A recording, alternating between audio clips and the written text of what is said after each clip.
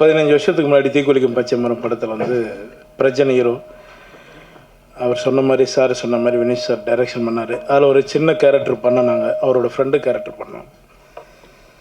1000 ரூபா சம்பளம் தரேன் அப்படின்னாரு. சரி ஓகேங்க அப்படின்னு. ரொம்ப வருஷம் விட்டு அதுக்கப்புறம் நாங்கள் எங்கள் 2 பேருக்கும் கான்டாக்ட் இல்லாமல் இருந்தது.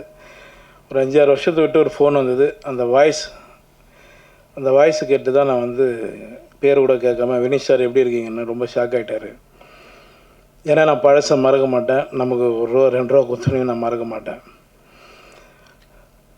அதுக்கப்புறம் நான் பேச ஆரம்பித்தேன். பேசி வாங்க சார் நேரில் மீட் பண்ணலாம் அப்படின்னு. ஒரு 5 நிமிஷம் தான் லைன் சொன்னார். அவரோட பிரச்சனையே சொன்னார். ஓகே படம் பண்ணலாம் சார், நீங்கள் படம் ஸ்டார்ட் பண்ணுங்க அப்படின்னு. பண்ண படம் தான் இந்த படம்.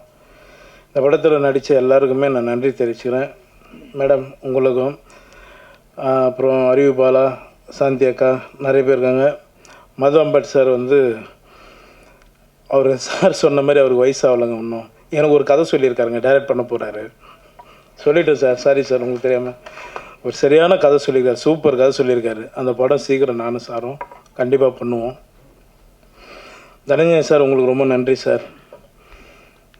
சார் உங்களுக்கு ரொம்ப நன்றி. ஏன்னா பயங்கர சப்போர்ட் பண்ணியிருக்காங்க இந்த படத்துக்காக. இந்த படம் ரிலீஸ் பண்ணுறதுக்கு தானு சாரும் தனஞ்சயன் சாருக்கும் நான் நன்றி தெரிவிச்சுக்கிறேன்.